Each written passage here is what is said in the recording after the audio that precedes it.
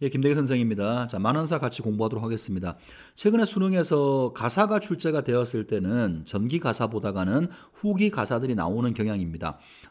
얼마 전에 나왔던 일동장유가라든가 혹은 연행가 같은 경우에도 후기 가사들이죠.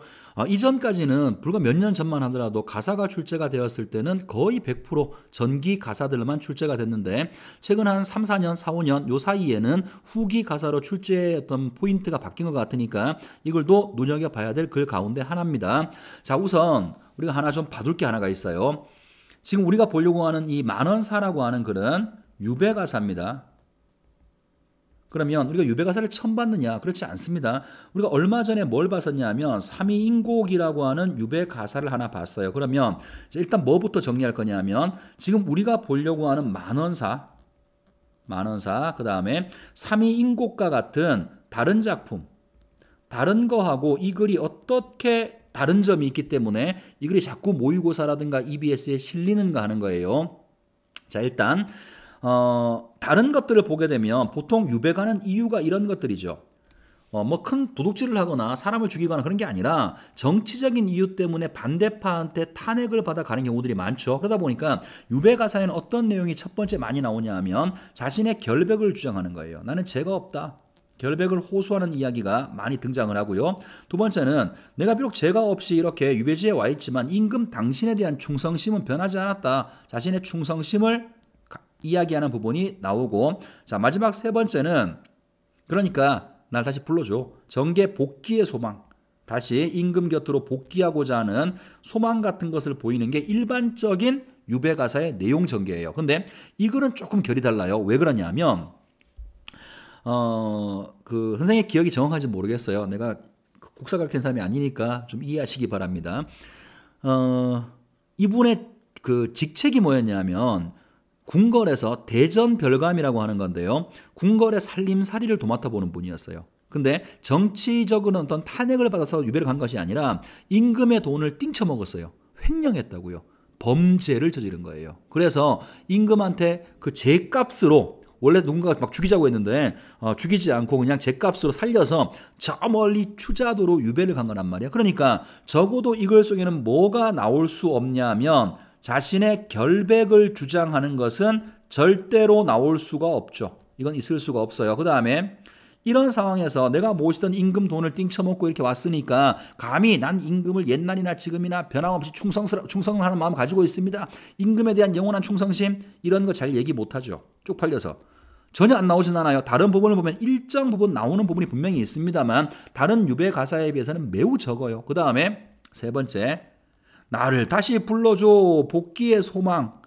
물론 안 나오지는 않아요. 일부분이 나옵니다만 다른 가사에 비해서는 굉장히 간접적으로 분량도 매우 작게 나오니까 우선 다른 유배 가사랑 지금 우리가 보려고 하는 만원사랑 어떤 차이점이 있다 먼저 알아두시고 글 내용을 볼 텐데 지금까지 모의고사에서는 굉장히 많이 나왔어요. 수능에는 나온 적이 없습니다만 모의고사에서는 가사치고는 꽤 많이 나왔던 단골 손님 중에 하나인데 수능에는 아직 나온 적이 없습니다. 그런데 만약에 수능에 나온다 그러면 제 생각에는 제 개인적인 생각이에요. 뭐 B급이 하는 말이니까 믿든 안 맞든 상관없이 내 생각에는 만원사가 출제가 된다면 지금 보는 요 부분이 아니라 다른 부분이 나올 가능성이 훨씬 더 커 보입니다. 그러니까 기회가 된다면 이 부분뿐 아니라 만원사의 다른 부분들도 한 번쯤은 공부해둘 필요가 분명히 있을 것 같고요.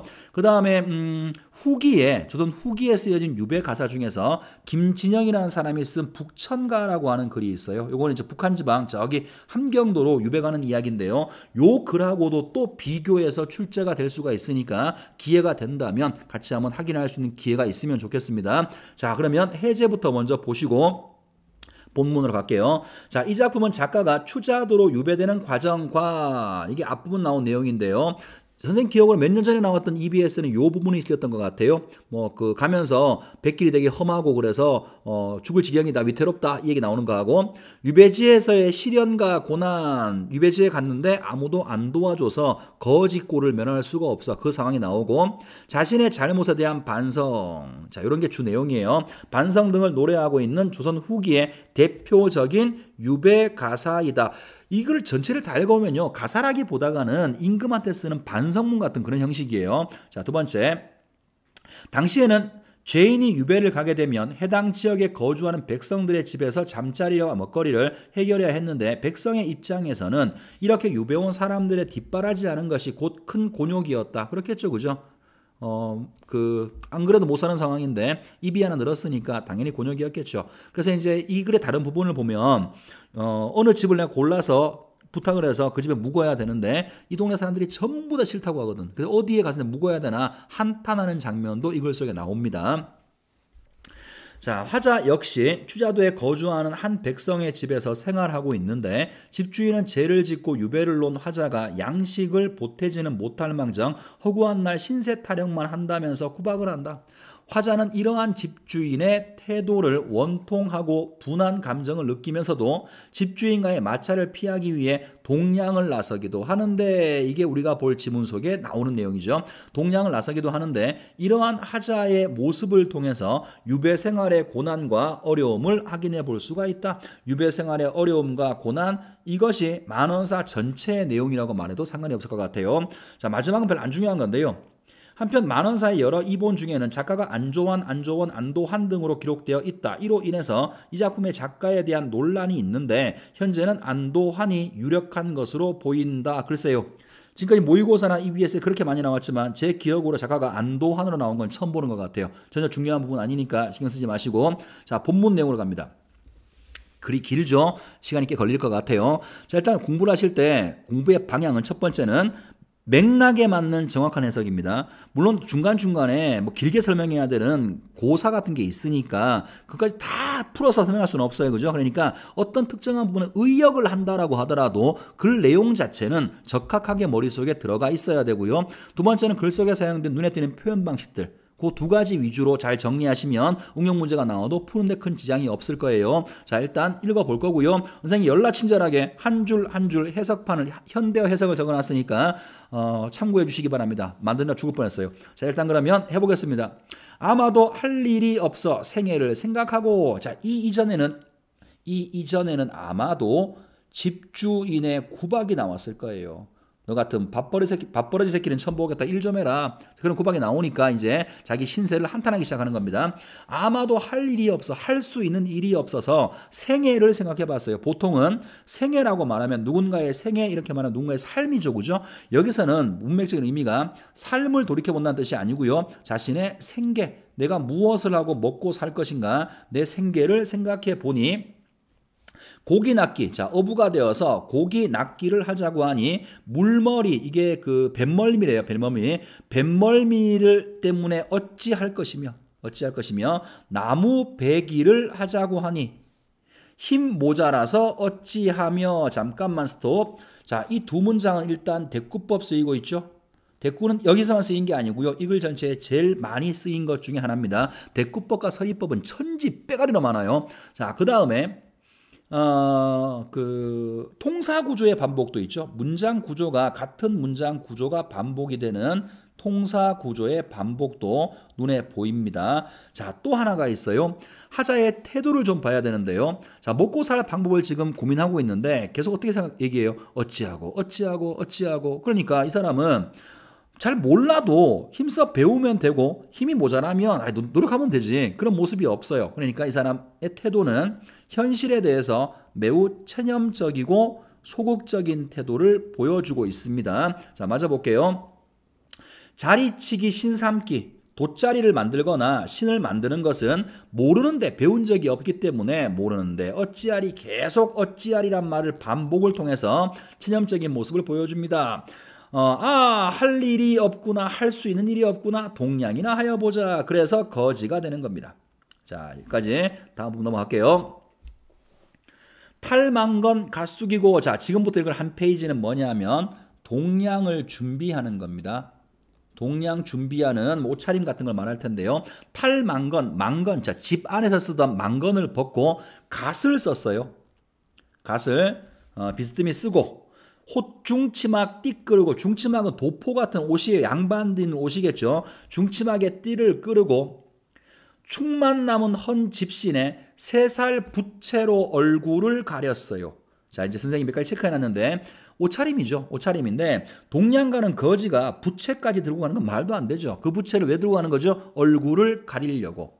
동양 가면서 갓을 쓰고 간다고요? 좀 이상하죠, 그죠? 그러니까 뭘 보여주는 거냐면 비록 내 신세가 거지가 돼서 동양을 떠나야 되지만 양반으로서의 체면을 보여주는 거죠. 그러니까 비록 거지놈이지만 옷차림은 멀쩡히 하려고 하는 겁니다. 자, 그런데 이 사람이 신는 신발 같은 거 보면요, 집신을 신고 가죠. 그것도 총만 남은 헌집신이란 말이야. 하나 더 읽고 얘기합시다. 남초 없는 빈 담뱃대. 남초가 담배 잎이래요.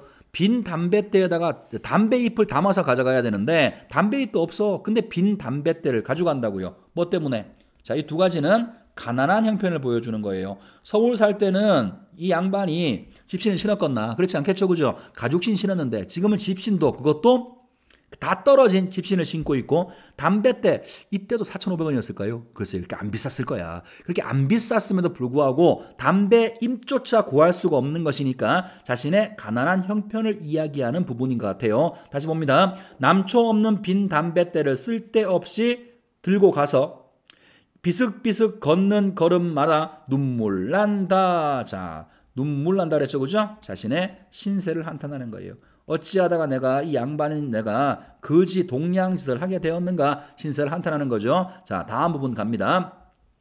자, 지금부터 읽을 부분은요, 뭐를 잘 봐야 되냐 하면 대비의 구조가 나올 거예요. 뭐 물론 대꾸설이 대지게 많아요. 반복도 많고요. 그건 당연히 여러분 알 수 있을 것 같고 대비를 좀 기억하라고요. 자, 뭐가 나오냐 하면 대비가 과거 한양에 있을 때 잘 나갔을 때의 모습, 과거의 모습, 그 다음에 현재 추자도로 유배 와서 거지 꼴인 나의 모습, 이 모습을 대비를 해요.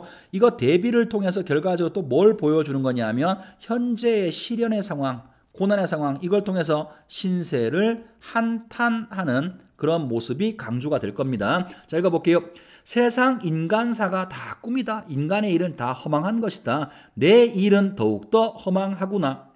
엊그제 부귀자요. 자, 엊그제 과거 한양에 있을 때는 부유하고 귀한 사람이었는데 오늘은 추자되어 온 이 오늘은 아침 빈천자가 되었구나. 오늘 아침은 빈천자가 되었구나. 대꾸법이고 대비가 쓰였죠, 그죠? 자, 과거의 모습과 현재의 모습을 대비했어요. 자, 그다음 부귀자가 꿈인가 빈천자가 꿈인가. 자, 워낙에 지금 상황이 생각지도 못한 말도 안 되는 상황이니까 이게 지금 나의 모습을 꿈을 꾸고 있는 건지 아니면 내가 원래 이런 사람인데 과거에 잘 나갔을 때가 꿈인지 헷갈려하는 거죠. 자, 다시 볼게요. 부귀자로 살았던 과거가 꿈인가 아니면 가난한 지금이 꿈인가? 장주 호접 항홀하니 어느 것이 정 꿈인가? 장주 호접은 고사인데 다 알고 있을 거예요. 장자가 밤이란다.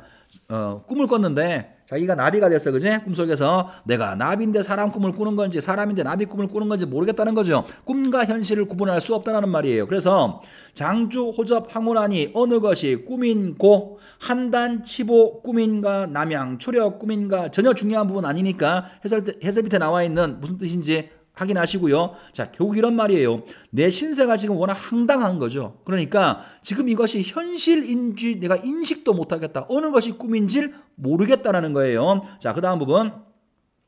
몽중 할 빼먹었다. 하서몽 칠원몽에 남가 일몽 깨고 나니. 자, 꿈속에 다시 또 황제가 꾸는 이런 꿈도 꾸다가 남가 일몽을 깼어요. 남가 일몽은 헛된 꿈이라는 뜻이에요. 같은 말로는 일장춘몽이라고 하죠. 내가 꿨던 모든 꿈이 전부 다 헛된 꿈이었다고. 헛된 꿈을 깨고 나니 몽중, 꿈 속에 겪은 나쁜 일이죠. 몽중 흉사가 이러하니 새날 대길 하오리다. 새벽에는 대길 운수가 좋을 것이다. 자, 지금까지 살아온 내 삶이 이러하니까 오늘 아침에 내가 동양을 나가면 아마 동양의 운수가 좋을 것 같다라고 생각하는 거죠. 어쨌든 여기 나온 부분은 과거의 자신의 모습과 현재의 자신의 모습을 대비하고 있고요. 지금 나의 모습이 워낙에 예상치 못할 만큼 나락으로 떨어진 모습이기 때문에 어느 것이 꿈이고 어느 것이 현실인지 알 수 없다라고 말하면서 현재의 신세를 한탄하는 부분입니다. 자, 이제 그 다음 부분은 실제로 동양을 떠나는 부분이에요. 동양하는 장면이 나올 텐데 읽어보겠습니다. 가난한 집 지나치고 넉넉한 집이 몇 집인가? 투자도니까 부잣집이 없었겠죠. 그래서 넉넉한 집이 어디인가? 자, 한 집을 찾은 모양이야. 그래서 살인문을 들어가자고 할까? 마당에 섰자고 할까? 이것도 아마 체면 때문에 그렇겠죠. 그죠? 양반인데 이제 동량을 나서긴 했는데 체면도 그렇고 거지 초보인 거잖아요. 초짜 거지니까 이게 집에 문 앞에 들어가서 동량을 달라고 해야 될지 마당에 서서 해야 될지 어찌할지를 모르고 지금 갈등하는 그런 모습이죠. 자, 그 다음에 어쨌든 집에 들어간 모양입니다. 철없는 어린아이와 소같은 젊은 계집이, 자, 동량으로 들어간 그 집에 있는 주인인 모양인데 이런 젊은 계집이 손가락질로 가르치며, 손가락질로 나를 가리키면서 기양달이 온다고 말을 하니, 자, 기양달이 추자도에 있는 그 사람들, 그 어린아이와 소같은 계집이, 소같은 게 뭔지 모르겠네요. 어떻게 생긴지 모르겠는데 어쨌든 간에 그 소같은 계집이 나를 가리켜서 뭐라고 부르냐면 기양달이라고 부른다고요. 자, 그 다음 보세요. 아, 이상하구나. 다리 지칭, 달이라고 부르는 말이 이상하구나 라는 뜻이에요. 여긴 지금 나오지 않습니다만 이 글의 앞부분을 보면 그 한양에 살던 사람이 추자도에 처음 간 것이니까 거기에 이상한 풍속들, 그 다음에 그들이 쓰는 말들 중에 이상한 부분들, 그런 것들 쭉 나열하면서 처음 들어본 말이다, 되게 이상하다, 그렇게 말하는 부분이 있는데 이것도 같은 맥락에서 자신을 가리켜서 기양달이라고 부르니까 달이 무슨 말일까 이상하다고 생각하는 거죠. 자, 그러면서 이제 그 유명한 장면이 나옵니다. 자, 지금부터 읽을 부분은요, 뭐가 나올 거냐면 다리가 계속 열거가 될 거예요. 다리라고 하는 말이 열거될 건데 여기서 다리는 굉장히 다양한 의미가 있어요. 일단 가장 중심은 뭐냐면 자신이 과거 한양에서 다녔던 다리의 이름들을 쭉 다 열거를 합니다. 그 다음에 두 번째는 동음이어로 쓰이는 거겠죠. 브릿지로서의 다리가 아니라 술과 안주를 먹었던, 잘 나갔을 때 풍류를 즐겼던 상다리를 얘기하기도 하고요. 그 다음에 또 거기를 걸어다니는 사람의 다리, 자신의 다리를 말하기도 해. 어쨌든 간에 동음이어인 여러 가지 다리들을 쭉 나열을 합니다. 왜 그러냐면 역시 이 사람이 나열하는 다리의 모습은 과거의 자신의 모습이죠. 그죠?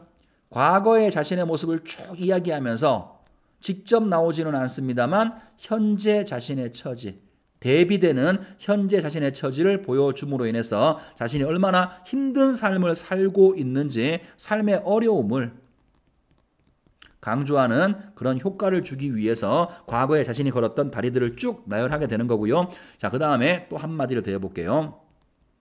아직 읽지 않았으니까 이걸 다 요약하기가 쉽지 않습니다만 이런 얘기예요. 앞으로 보게 될 한두 페이지가 나는 서울에 많은 다리를 다 다녔고 상다리 휘어지게 술도 먹어봤다. 끝이에요. 그러면 달랑 두 줄로 정리할 수 있는데 쫙 나열을 했죠. 그죠? 이런 방식을 뭐라고 부르냐면 짧게 말할 수 있는 것을 길게 나열한 것을 장면의 확장 혹은 경우에 따라서 장면의 극대화라는 말을 씁니다.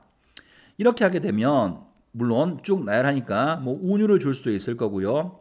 여러 가지 효과를 줄 수가 있을 텐데 이런 것들은 보통은 양반이 쓰는 글에는 잘 나오지 않거든요. 우리가 언제 한번 본 적이 있을까? 춘향전에서 암행어사가 출두한 다음에 그 원님들이 막 도망다니잖아요. 그죠? 그때 원님 하나하나 다 얘기해가면서 걔들이 어떤 행동을 했는지 다 말해주거든. 독자들이 그 부분에 흥미를 느끼니까 그 부분을 일부러 길게 늘리는 거거든요. 미안합니다. 발음이 꼬이네요. 자, 이렇게 함으로 인해서 당연히 운율을 느껴진다 그랬죠. 그죠? 또 하나가 뭐냐면 해학성이에요. 읽는 사람들이 재밌게 읽을 수 있거든요. 자, 양반의 글에서는 사실 별로 보이지 않고 지금 이 글 자체가 웃기게 표현할 수 있는 상황이 아니죠. 그러함에도 불구하고 이 장면에서는 해학성이 보인다라고 하는 것도 좀 기억을 해둘 필요가 있을 것 같아요. 자, 읽어보겠습니다. 구름다리, 징검다리, 돌다리, 토다리라. 자, 이제 자기 알고 있는 다리를 쭉 나열했고요. 춘정월 15야에, 정월달 15일에 상원이야, 보름달 밝은 달에 장안 시상 12다리, 자, 서울에 있는 12다리, 장안을 하면 여기서는 서울일 거예요. 과거 서울에서 다녔던 그 서울의 12다리, 다리마다 바람 불어, 자, 다리마다 바람이 불어서 옥코 금준 다리다리 배반이요. 자, 옥코 금준은 설명된 대로 옥술잔 단지의 그 금술잔이거든요. 그러면 상 위에 술단지하고 금술자에 놓여 있는 다리는 요거는 상다리를 얘기하는 거죠. 브릿지가 아니라 상다리니까 위에 쓰여져 있는 장안에 있는 12다리의 요 다리하고 지금 말하고 있는 요 다리는 아마도 동음 이의어로 쓰여진 것 같아요. 자, 다리 배반이요. 배반은 술과 안주라는 뜻이거든요. 그러니까 과거 서울에 있을 때 술집들을 다니면서 풍류를 즐겼던 자신의 모습을 떠올리는 것 같아요. 옥호 금주는 다리 배반이고 적성가곡 아마 부르는 노래는 다리 풍류로다. 그래서 여기 두 줄은 브릿지로서의 다리를 말하는 것이 아니라 상다리 술상이 차려진 상다리를 이야기하면서 과거의 풍류를 즐겼던 자신의 모습을 말하고 있습니다. 자, 다음으로 갈게요. 윗다리, 아랫다리, 썩은 다리, 헛다리, 또 그냥 별 의미 없이 다리를 쭉 나열을 한 것이고요. 철물다리, 철로 만든 다리, 판자, 나무로 만든 다리, 두 다리를 돌아들어서, 자, 그런 다리를 내 두 다리로 돌아들어서 중촌을 올라서 간통다리고, 구분다리, 수표다리, 자, 간통다리, 아마 수표다리 모두 다 서울에 있는 진짜 브릿지들의 이름인 것 같아요. 효경다리, 마전다리, 아량 위에 곁다리라. 도로 올라가서 중학다리고 다리를 내려오면 향다리고 동대문 안에 첫 다리며 서대문 안에 학다리라. 남대문 안 수각다리고 모든 다리 밟은 다리. 자, 이런 모든 다리를 밟은 다리, 나의 다리 이런 말이겠죠. 그래서 지금 과거에 자신이 다녔던 서울의 다리들의 모습들을 나열한 겁니다. 자, 그 다음으로 갈게요. 이 다리 저 다리 금시초문 기양다리 이런 말이죠.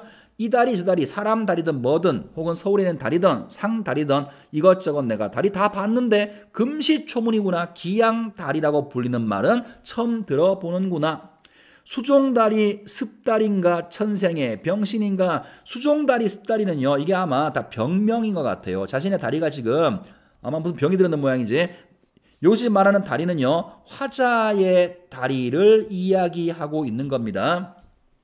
수종다리 습다리인가 천생이 병신인가. 아마도 이 다리는 나의 이 다리는 실족하여 병든 다리로구나. 자, 사실은 별 의미는 없어요. 그냥 기양다리라는 말을 듣고 그 순간 머릿속에 떠올린 다리들의 모습들을 쫙 나열을 하고 거기다가 병든 자신의 다리까지 이야기를 한 겁니다. 자, 그 다음 볼게요.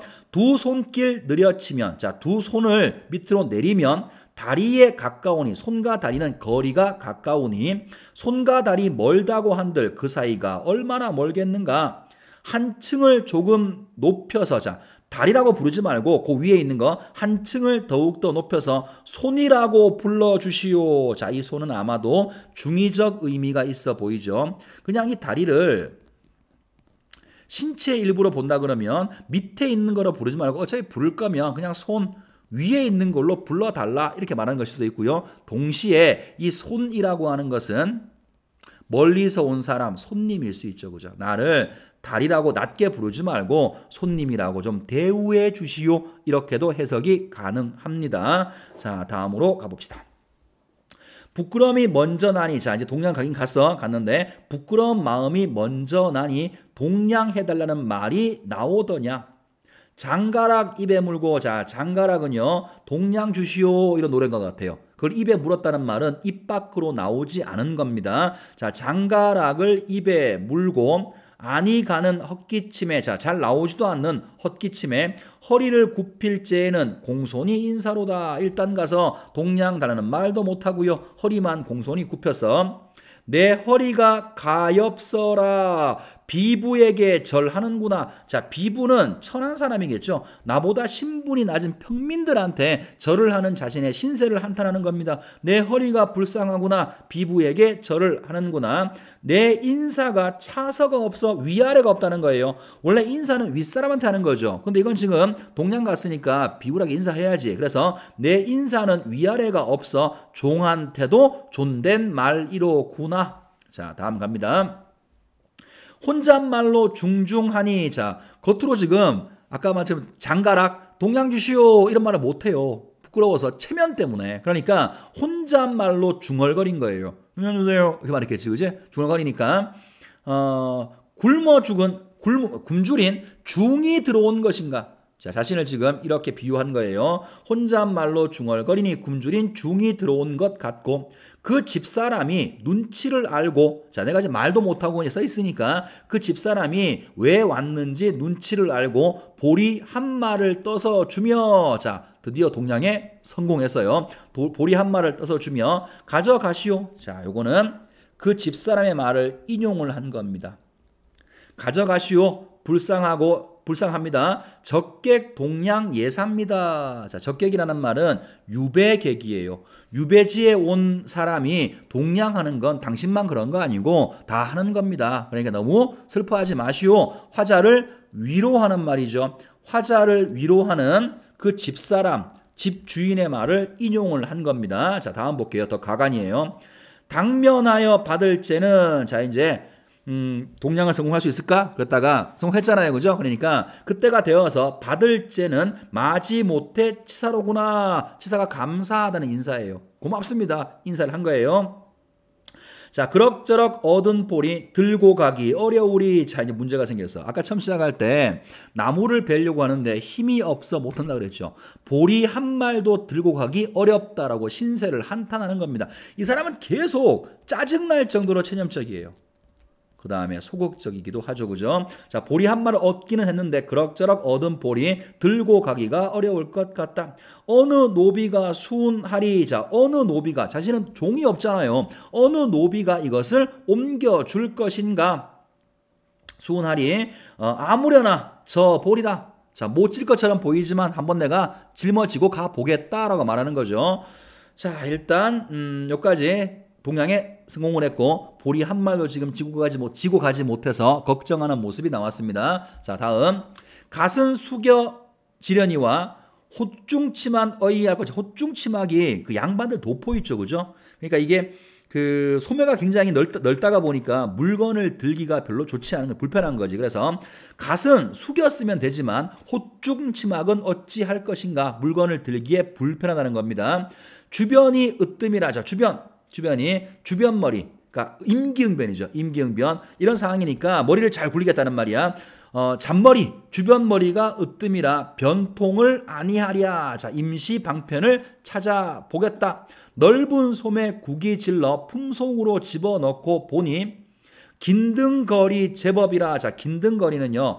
등이라고 하는 게 언덕이거든요. 긴 언덕 거리가 제법이지만 내가 동냥 얻은 이 집부터 내가 돌아갈 집까지 그 언덕의 거리가 꽤 멀지만 하게이하지 아니하다. 거기까지 갈 동안 너무 이상한 모습은 아니로구나라는 뜻이에요. 양반이 평소 같으면 옷 절대 이렇게 입지 않죠. 그죠? 근데 임시 변통으로 짐을 옮기기 위해서 이런 옷으로 바꿔 봤는데 그 먼 거리를 간다고 하더라도 그렇게 이상한 모습은 아닌 것 같다. 자기 위안을 하고 있는 거죠. 자, 다음 부분. 아마도 꿈이로구나. 일마다 꿈이로구나. 동냥도 꿈이로다. 등짐도 꿈이로다. 그러니까 이 사람은 지금 현실을 부정하고 싶은 거예요. 자신의 신세가 워낙에 말도 안 되게 나락으로 떨어졌으니까 그런 현실을 꿈이라고 말하면서 현실을 부정하고 싶은 거지요. 자, 다음 갑니다. 뒤에서 당기는 듯 앞에서 미옵는 듯. 자, 이 장면은 이제 보리를 집까지 들고 오는 장면인데 뒤에서 당기는 것 같고 앞에서 미는 것 같아. 아무리 구부려도 자, 중심을 잡으려고 아무리 구부려도 자빠지니 어찌하리.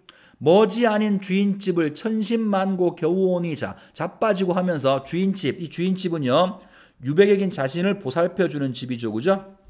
이 주인집에 천신만고 겨우 오니 존전의 출입인가 한출천배 하는구나. 자, 존전은요 높은 사람이에요. 어려운 사람, 뭐 임금이든 누가 됐든 간에 어려운 사람, 높은 사람의 집에 출입하는 것처럼 등에서 땀이 나는구나 라고 말하는 거예요. 여기 지금 집주인은 나보다 신분이 낮은 평민이죠. 그죠? 그러함에도 불구하고 이 집에 들어가는데 땀이 나. 뭐 때문에? 등짐을 지고 왔기 때문에 그런 거예요. 자, 그 다음에 저 주인 거동보소 코웃음으로 비웃으며. 자, 이 주인은 나를 조롱하는 겁니다. 코웃음으로 비웃으며.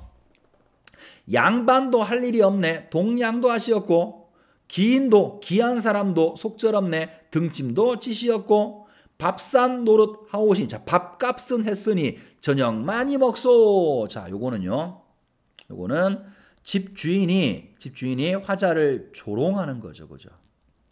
야, 양반도 별거 없구나. 동양도 잘하고 물건도 잘 치네. 칭찬하는 게 아니고요. 조롱하는 겁니다. 그러면서 오늘은 밥값 했으니까 밥 좀 먹어. 이렇게 말하는 거라고. 자, 그 다음 부분 볼게요. 네 웃음도 듣기 싫고 많은 밥도 먹기 싫다. 당연히 그렇겠죠. 그죠? 이런 조롱을 당하니까 이제는 밥도 먹기 싫어. 많은 밥도 먹기 싫다. 동양도 한 번이지 빌긴을 매일 할 수 있겠는가? 평생의 처음이요. 다시는 못할 일이로구나. 차라리 굶을지언정 이 노릇은 못하리라. 무삼 일을 하잔 말인가. 다시 이제 동양을 해보니까 이건 도저히 양반 체면에 할 수 있는 게 아니야. 그래서 다시 자신의 생계를 한번 고민해 보는 건데요. 무슨 일을 하잔 말인가. 신삼기를 하자 하고. 자, 그래서 그나마 이게 제일 만만해 보여. 신 만드는 거. 신 만들기를 하자고 하고 집 한 단 추려다가 신날부터 꼬아보니. 자, 새끼를 꼬아야 집신을 만들겠죠. 꼬아보니 종이 노도 모르거든. 자, 종이 끈도 꼬아본 적이 없는데 새끼 꼬기 어이하리. 보세요. 배우면 되지. 그러면 또 역시 체념적인 모습이 보이죠. 종이로도 끈을 한번 꼬아본 적이 없는데 내가 새끼를 꼴 수 있겠는가. 자, 이제 거의 끝나갑니다. 다만 한 발도 다 못 꼬아서 손바닥이 부르트니 할 리 없어 할 수 없어 내어놓고 긴 3대를 뺏겨내어. 자, 이제 포기하고요. 다른 거 하는 겁니다. 긴 3개를 뺏겨내어서 자리노를 배워서 꼬니. 자, 자리는 돗자리 만드는 거죠. 돗자리를 만드는 그 끈을 배워서 만드는 법을 배워서 꼬니 천순만한 인의 마음. 자, 1000가지 근심과 한이라는 말이죠. 그죠? 당연히 그렇겠지. 양반 체면에 먹고 살려고 이런 짓을 하는 자신의 모습을 보니까 마음속에 1000가지 한과 근심이 있는 나의 마음 붙일 데가 전혀 없어. 이 마음을 위로받을 곳, 의지할 곳이 전혀 없어. 녹고기에 붙이었다. 노를 꼬면서 마음의 위안을 받는다. 이런 말인 것 같아요. 자, 처음부터 끝까지 어려운 건 아무것도 없죠. 길고 조금 생소해서 그렇지 사실은 비유하는 말 아무것도 없고요. 상징적인 시어 아무것도 없어요. 내용만 적확하게 머릿속에 잘 기억해 두시면 될 것 같고, 선생님이 당부하자면 서두에 말씀드린 것처럼 만원사가 출제가 된다면 모의고사건 수능이건 이 지문은 아닐 거예요. 다른 게 훨씬 더 가능성이 크니까 기회가 될 때마다 다른 지문 나올 때 그것도 잘들 알아두시면 좋을 것 같아요. 자, 이제 문제로 갑니다. 1번 풀어볼게요. 보기를 참고해서 A를 이해한 내용이다. 적절하지 않은 것을 골라봐라. 자, 만원사는 소설에 삽입될 정도로 당시 독자들에게 널리 읽혔는데 그 이유 중에 하나가 작품에 사용된 확장적 서술. 기억나시죠? 다리 얘기하는 부분. 아까 선생은 장면의 극대화라고 했는데 여기서 확장적 서술이라는 말로 바꿨습니다. 확장적 서술과 희화화이다. 이건 아마도 아까 제가 얘기하는 모양이네요. 화자의 옷차림이라든가 혹은 등짐을 지고 오는 모습들, 그런 것들을 되게 희화화시켜 표현했죠. 자, 이런 것들이 특징이랍니다. 계속 볼게요. 확장적 서술이란 특정 상황이나 사건을 구체적으로 자세히 묘사함으로써 눈앞에서 벌어지고 있는 것처럼 그려내거나 유사한 상황이나 구절 등을 반복적으로 나열하는 거예요. 짧게 말할 수 있는 것을 반복적 나열해서 제시함으로써 화자의 정서나 사건 등을 강조하여 목적 강조하여 전달하는 것을 말한다. 이 시에서는 아마 다리를 쭉 얘기함으로 해서 지금 나에 있는 신세를 한탄하는 것을 강조했겠죠. 이 작품의 경우에 확장적 서술을 통해서 과거 행복했던 서울 생활의 모습을 제시하고 있을 뿐만 아니라 그 생활로의 복귀를 염원하는 심리, 이거 주의하셔야 돼요. 복귀를 염원하는 심리가 절대로 직접적으로 나오지 않습니다. 해석을 해보자면 간접적으로 이렇게 해석할 수 있다는 말이겠죠. 한편 화자의 현재의 모습을 희화화하여서 제시함으로써 유배에 처한 화자의 처지를 효과적으로 드러내고 있다. 자, 보기 봤고요. 확인해 보겠습니다. 1번. 어린 아이와 젊은 계집이 화자를 향해서 기양다리가 온다라고 놀리는 말은 화자가 과거 서울 생활이 확장적으로 서술되는 계기가 되고 있어. 이 말을 들은 다음부터 서울의 다리를 떠올리게 되는 것이니까 서울의 다리를 떠올리는 계기가 된다. 가능하죠. 자, 2번. 춘정월 15일에 장안 시상 12다리를 밟았던 경험을 구체적으로 제시한 것은 하나하나 모두 나열해서 구체적 경험을 제시하고 있습니다.